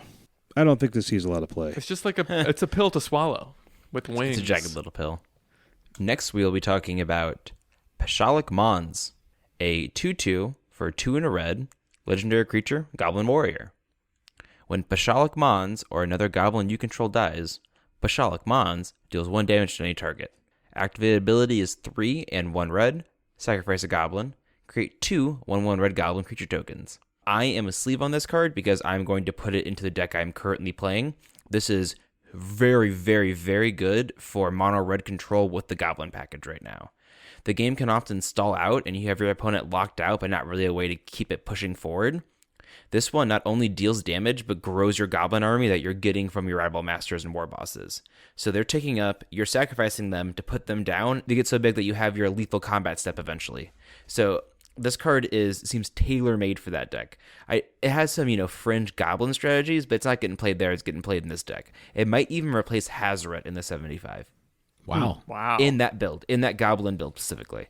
I think that's super interesting. I have this as a belief, but I don't think I have anything to add to what Zach said. So I'm just going to say, how cool is it that they finally made someone for whom Mons Goblin Raiders were named after, huh? Mm-hmm. That's it. I think this card is really cool. I'm a believer. Unfortunately, I don't think there are any red infinite mana combos, which would be fantastic. And if that ever gets somehow printed into Modern, this is going to be a great payoff in that strategy. I like it as a grindy win con. I'd love for it to break open a combo. My gut tells me it's probably a little too clunky, but it's so cool and interesting that I'm hopeful. And that's why I have it as a believe. Yeah, I'm a believer. It seems like it's going to be doing something useful or abusable, and the way Zach set it up as useful makes total sense to me. I am super hyped to talk about our next card. We're going to skip over Quakefoot Cyclops, skip over Reckless Charge, and go to Shenanigans. And Shenanigans is 1 and a red. Shenanigans. Yes. So it's a 1 and a red sorcery. Destroy target artifact. Well, it's not very exciting, except for this text. Oh, what's that below it? Dredge 1. What? So, I haven't heard that name in 25 years. This is wild. I mean, I don't really remember the There last hasn't card. been any new Dredge cards in 40 years. So this is pretty rad, right? I'm a sleeve it, and the reason I am is because it seems like, the most straightforward benefit to this is that this card lets you blow up a Graph Digger's Cage by dredging this to your hand and casting it, and that also advances your dredge strategy a small amount. So besides Cage against Dredge, at least, I probably want Ancient Grudge, to be honest with you. Ancient Grudge is instant. The flashback is cheaper. You can't even do anything cool with this because it's sorcery. Like, you can't cast it in your upkeep to tag an opponent's artifact, dredge it back, and then do it again. But you can still get this back over and over and over again and cast it over and over and over again. So it's a really great card. I can imagine a lot of decks running it. I do not think this is isolated just to dredge. Yeah, so I'm a sleeve it as well. And maybe I'm even overvaluating it, but I feel like if I was a Scales or Affinity player, I'd be very nervous about this card being in the format because of how easy and low cost it is to just get it to your hand with hardly any real downside. This card rules. I wasn't adequately impressed when I first read it, and it wasn't until I went back and started doing this set review for the episode that I was like, oh, anyone can play this. The fact that it's dredge is kind of upside for a bunch of decks, and it isn't necessarily exclusively relegated to decks. I think this might be playable in the Phoenix deck, especially instead of Hercule's Recall, but we'll see about that. It's pretty slow. This is me learning the thing that you just said, Stan, and changing my rating from Believe It Plus to Sleeve It because... Wow, What'd you learn? That more than Dredge could play this card. Totally makes sense. Oh, yeah. People on the Scred communities online are talking about this in the sideboard. Like, that's how ubiquitous and good it is. It's just recurring artifact destruction. Zach, how many Scred communities are there? I don't really want to give away our information or numbers. We hide in the shadows of the icy mountains. We are Legion. There's 1,000 men at Castle Black. I am part of 3 different Facebook groups, and I'll leave it at that. All right. Yeah, cool. Good card. We'll see play.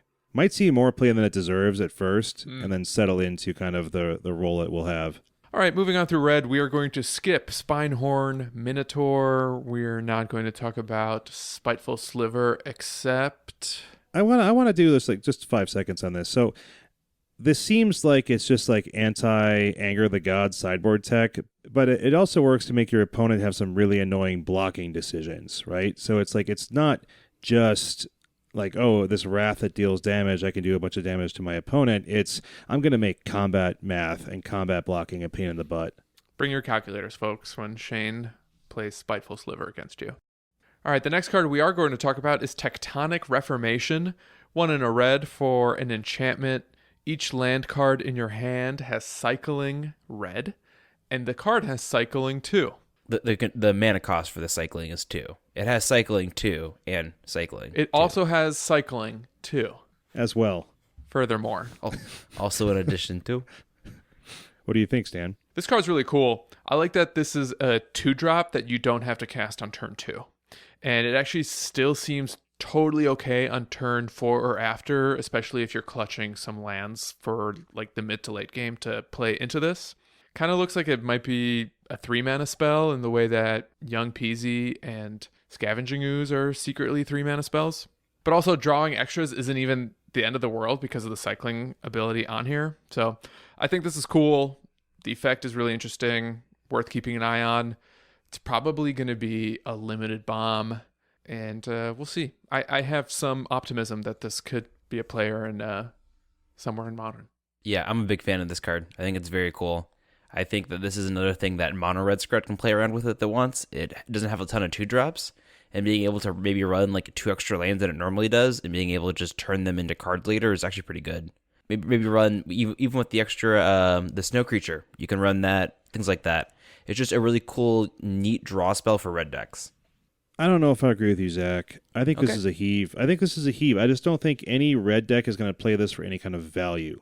I think it only has to be in a synergistic deck where you want like land cards in your graveyard or you want to be cycling things. Shane, can I interest you in Ore Scale Guardian? A 7-mana 4/4 flying haste that's 1 colorless cheaper for each land card in your graveyard? What? Not really. No, please. You can't really interest me in it. No, I agree with Dave. I think this is just, when are you casting this? Like, this is not a value card. Isn't this just your turn 2 play in Assault Loam? That's what I'm saying. That's a synergy play. I think that's fine. I just don't think it's like a red value card by any means. Yeah, I kind of agree. I think it's probably for a very specific deck. I have it as a believe it.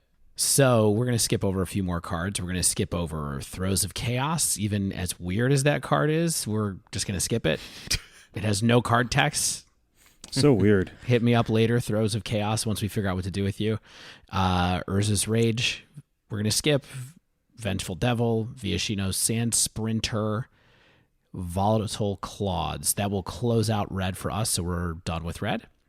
We're also going to skip, going into green, we're going to skip Bellowing Elk, Conifer Worm, Crashing Footfalls, Excavating Anurid, Frostwalia, Croson Tusker, and finally arrive on Llanowar Tribe as being a card that a few of us want to talk about. Man, that was a brutal series of green cards. We lost Sad. a lot. Lost a lot of very good green ones there. Yeah, Palmia. So Llanowar Tribe is a weird card. Its casting cost is green, green, green. It is an elf druid. It is a 3/3, and it taps to add 3 green mana. It's literally 3 Llanowar elves just glued together. Stapled together. Yeah. I didn't get that. They're probably Yeah, tied like in together the art, with they're twine. connected even. Like they're one unit. Yeah, I think it's actually a meld card. If you look at it closely, it's one 3-headed elf.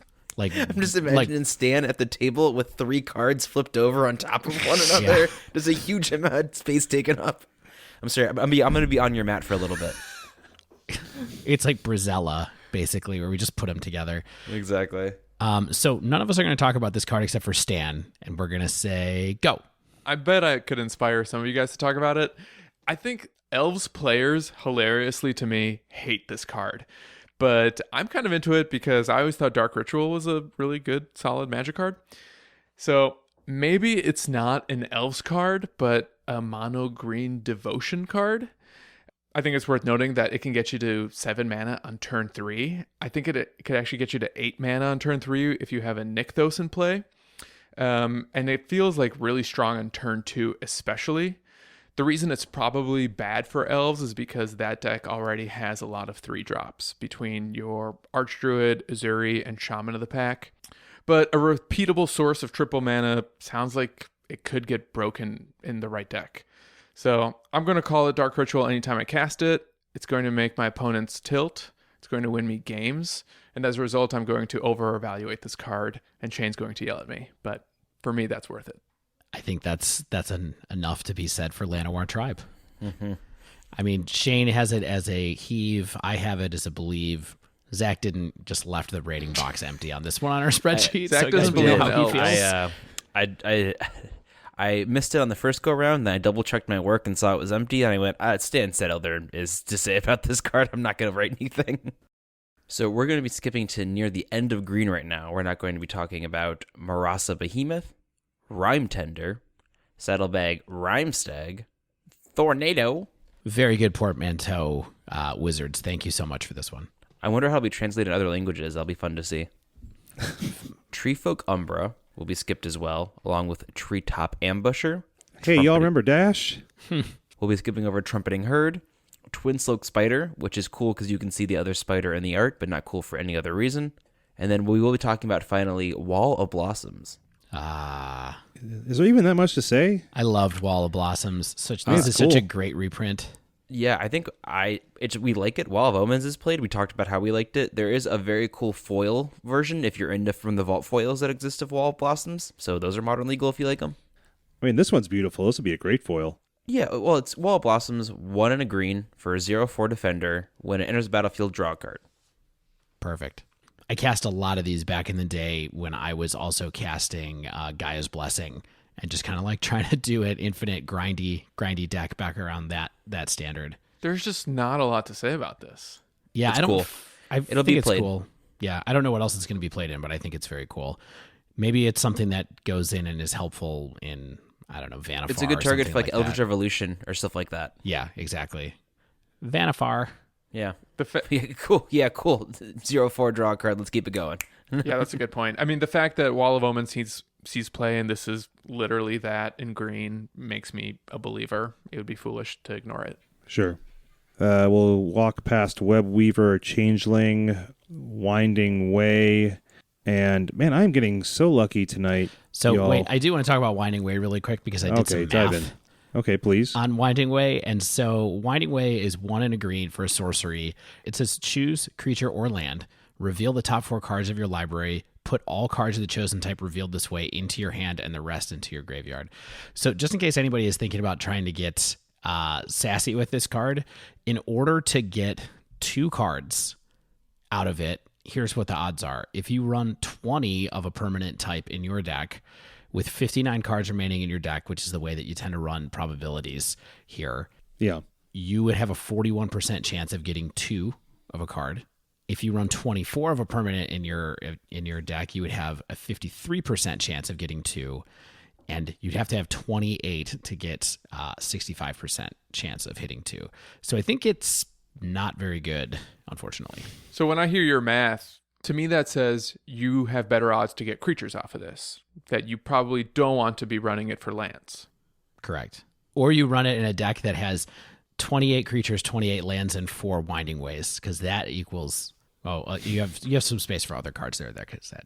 All right. So this card is like close to Lead the Stampede. It's a little bit more versatile, but it doesn't look as deep. And the reason why I think it's a Believe minus, which is where I have it, is it allows you to keep a 1 land plus 1 mana dork hand a little bit more safely, because you can then try to just look for as many lands as you get. But otherwise, I think decks that run Lead the Stampede would prefer that over this. Yeah, this is a heave, I think. I don't think this sees play. Yeah. All right, moving along. So I'm super hyped to talk about this card. It is, we're in multicolor. It is Hogak, Arisen Necropolis. So the CMC is 5 black-green hybrid, and it is an 8/8 legendary creature avatar. First line of text, you can't spend mana, to cast a spell, but it has Convoke and Delve. So, and you may cast Hogak, Arisen Necropolis, from your graveyard. It also has Trample. So, this is a Believe plus to Sleeve minus for me. I don't know if it's in terms of Sleeve, in terms of its competitive viability and power, but this will be tested, at least in Dredge.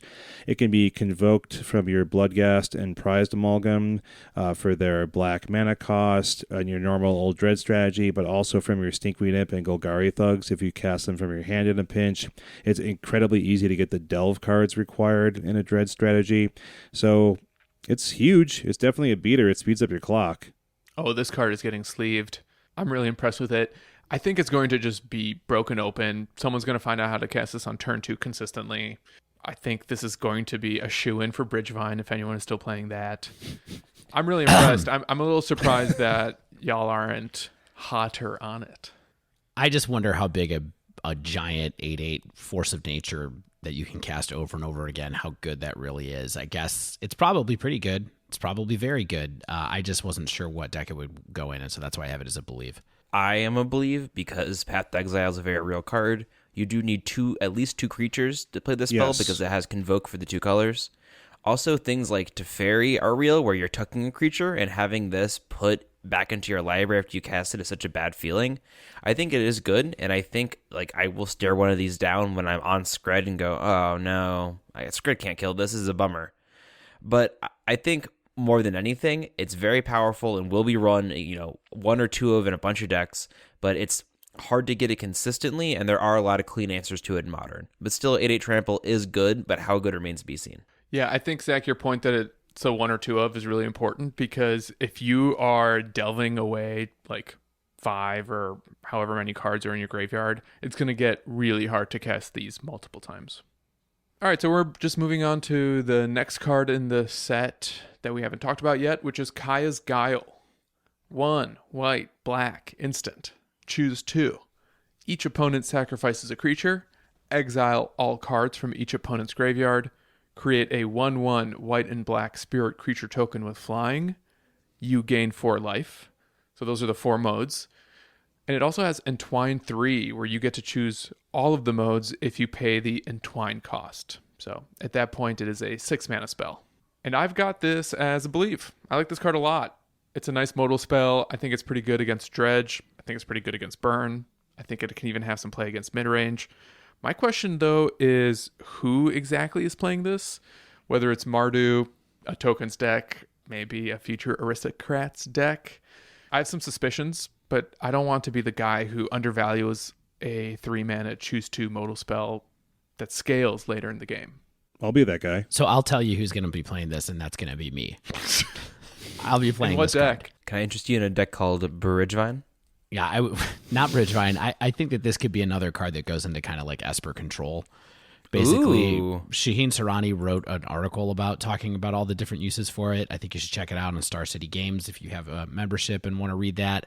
I think it's just kind of like there used to be a card called Blessed Alliance that got a lot of play.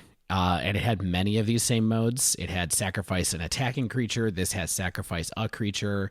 It had gain 4 life. This also has gain 4 life. This has the added utility of getting rid of somebody's graveyard.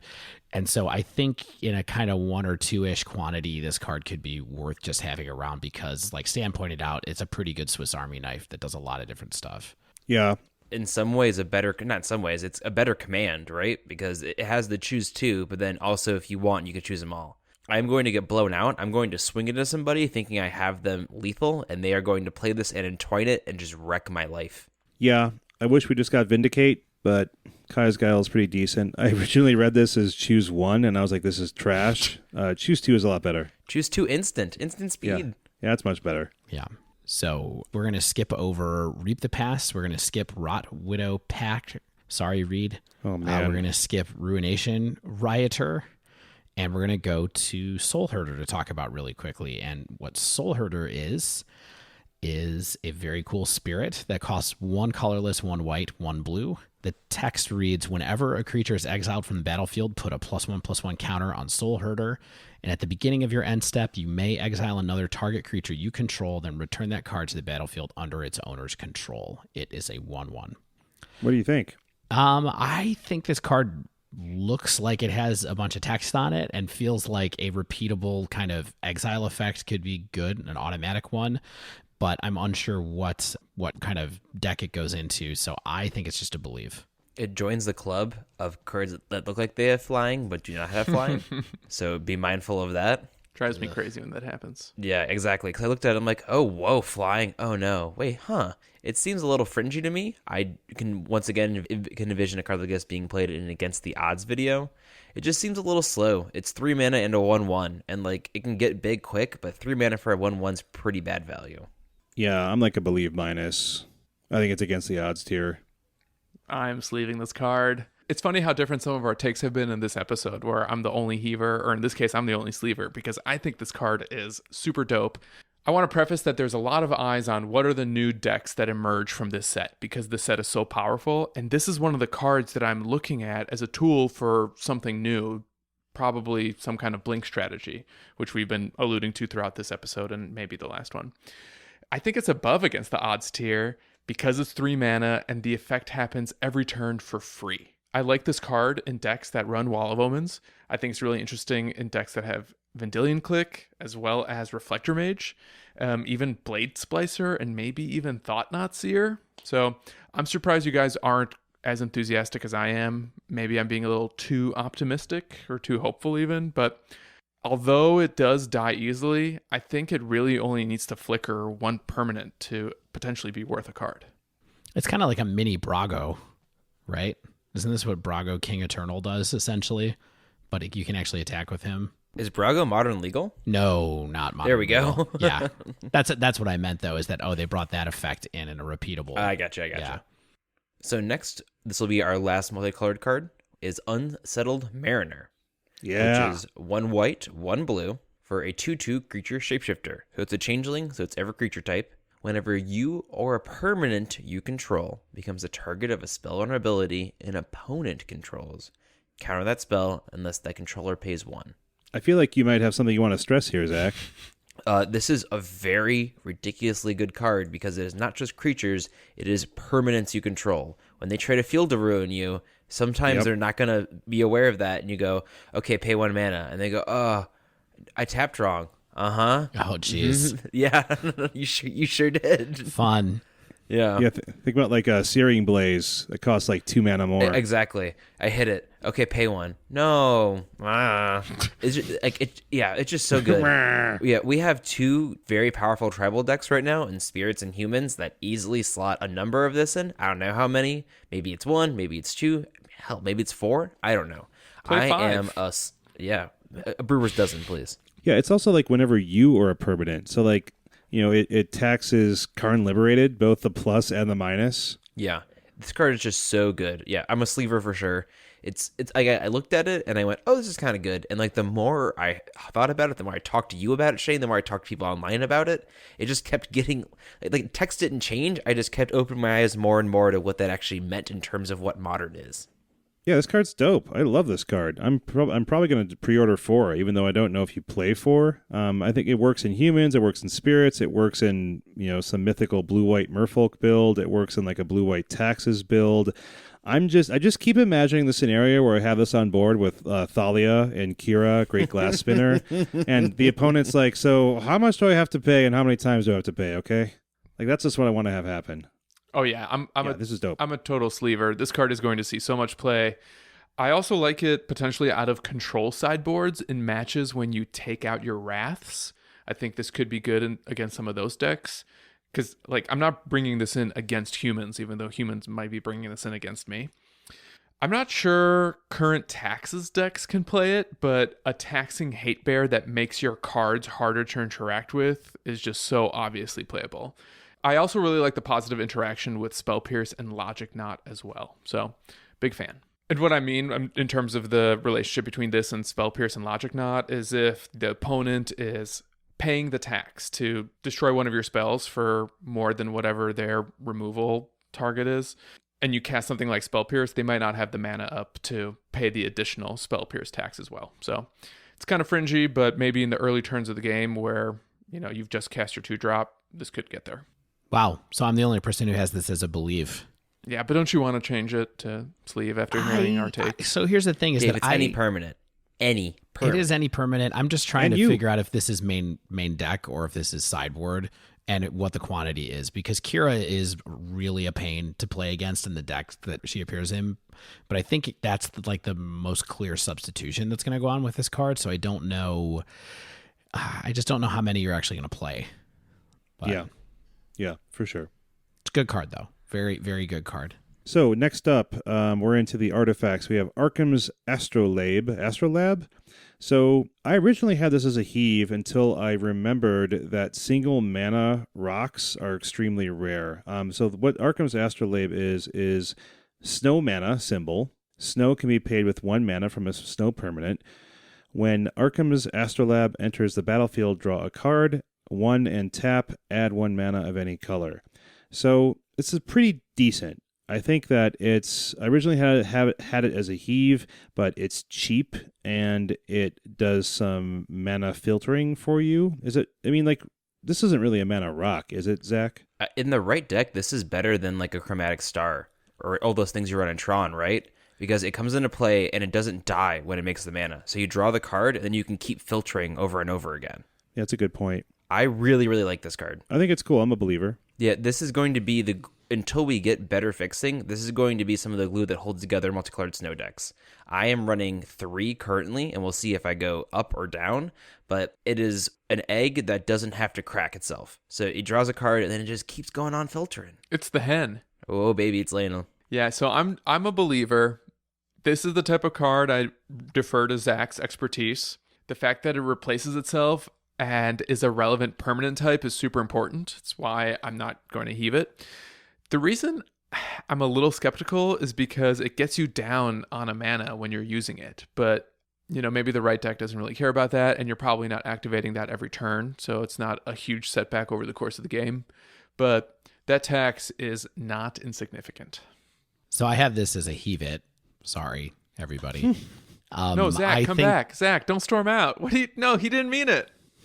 Now, the only reason I have it as a heave it is because I don't think this is a card, again, that you can run for value. I think it's got to be a card where you're just counting snow permanents for a good payoff, right? So if you are trying to get the Snowy Toxic Deluge to work, or you're trying to get Merit Lage's Slumber to work, I think this is a fine card in the sense that it lets you draw a card for a single snow. That is fine.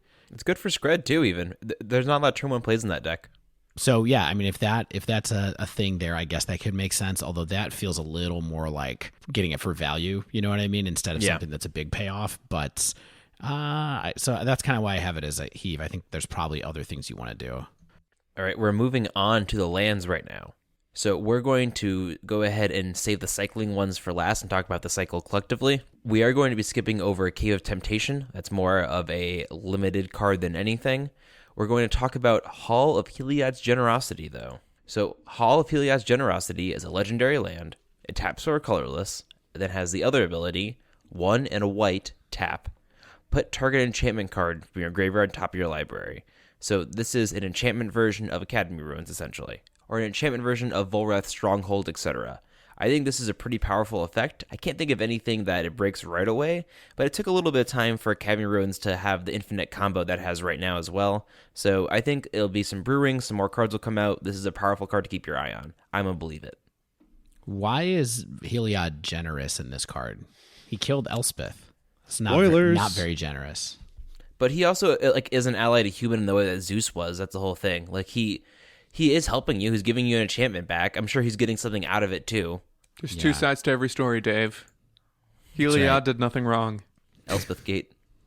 I'm going to believe it on this card. I think it's just clearly a value engine. Someday someone will use it for something good. For sure. It's interesting. I'm sure there's some enchantment-based decks that want to recur some enchantments. I'm not an expert in this field, so believe. Well, I think it's worth pointing out that this is not for Boggles. They really can't handle the colorless, and it's not worth putting enchantments on top. I think that's sort of a trap to fall into where it's, enchantment deck wants this. A very certain kind of enchantment deck wants this. Yeah, that makes sense to me. There is an Enchantress deck on the fringes of Modern, so maybe this will get slotted into there. Don't speak its name. Aren't there some enchantment-based prison strategies? Go Sleep Prison? Yeah, and they usually are based in white as well. And that's the Enchantress deck that I'm referring to. It's like it's based in white. I think it maybe splashes blue, but Do not speak its name. Do not give it power. I mean, the reason I'm a believer is because people are going to test this card. Whether or not it's strong enough remains to be seen. But the ability getting tacked onto a land, which you can activate at instant speed, is pretty impressive. So we have the cycling lands up next. They begin with Barren Moor. Forgotten Cave is after that. Lonely Sandbar. Secluded Step, and then finally Tranquil Thicket. Way to end the set review with a basic land, or a mostly basic land. Yeah, so one in each color. They come into play tapped, and you can cycle them for one of their color. Oh, these are good. These are really these are good. very good. And so what makes them good? Let's go over what makes these good, right? So, I mean, I'm going to stick to my dredge guns again. And so, like, let's say Forgotten Cave, for instance, right? So that's the red one. That can see play in dredge. You can cycle it to get yourself a draw, or it just is in your graveyard already. You can get it back with a Light from the Loam, and then cycle it away for like a surprise dredge draw. So these are going to be played. I was originally on Believe, but I have since switched to Sleeve simply because of the utility and the handiness of them. Yeah, I think not all of them are going to see play right away, and it might take some time for some of the other ones. I know for sure that Barren Moor is a very good card.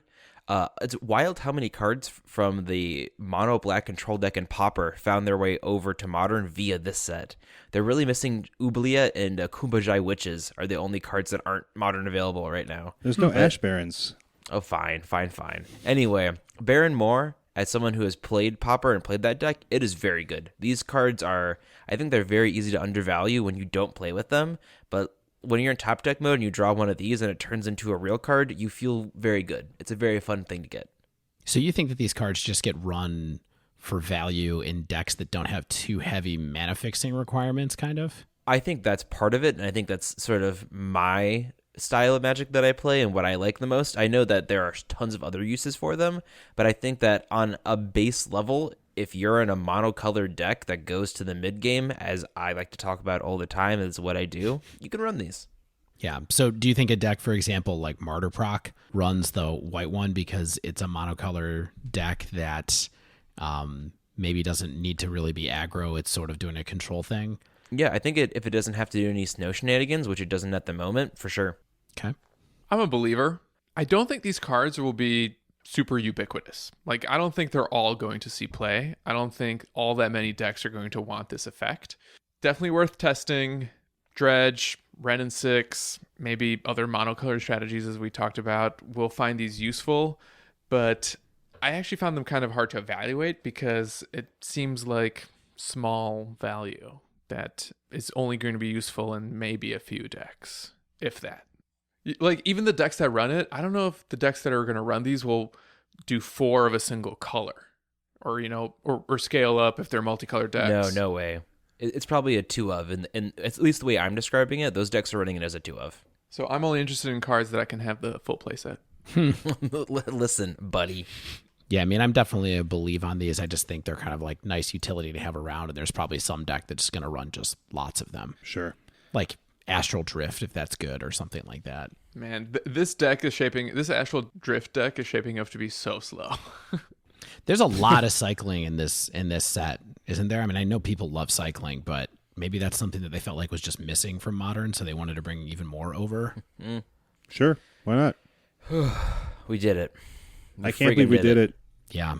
Guys, this has been awesome. This is a novel thing we get to do together. We had aspirations of doing a wind-down question this week, but I think this second half went longer than we all expected. So I think what we should do is have kind of a Modern Horizons sort of 30,000-foot view. Like, what do we think this is going to do to the format? What do we think we want to experiment with? What kind of cards are we most into? And then do a bunch of listener questions because people are really interested in talking about this and experimenting with it just like we are. So we'll be back next week, right? So, yeah, we're really excited. We've got a ton of amazing questions from our Patreon, a lot of really thoughtful and just interesting things that I honestly want to give more than a few seconds to or a few minutes to at the end of a wind down, and some things that I really want to just, stretch my gams over. So we'll be back with a mailbag episode, and I'm actually really excited for it. All right, sounds good. And that wraps up this week's show. Congrats on doing an entire set review for the first time, guys. This was really fun. Glad we don't have to do these 4 or 5 times a year. I'm going to light some incense to Saint Marshall, the value-oriented, after this. My gosh, how do they do this? If you haven't yet, make sure you subscribe to our podcast so you get the latest episode as soon as it comes out every Friday. And if you use iTunes, please leave us a rating and review.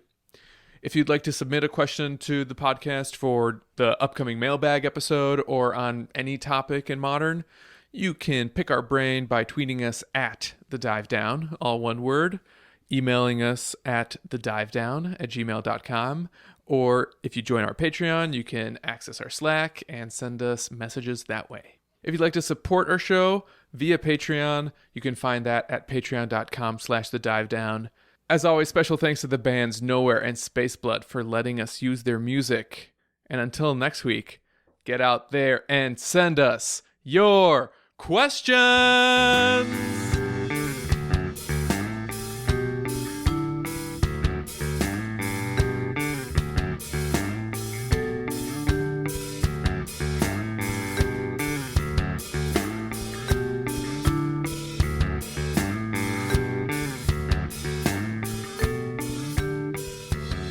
Looks like evil Dr. Manhattan. It does look like a tiny evil Dr. Manhattan. Wasn't Dr. Manhattan evil, though?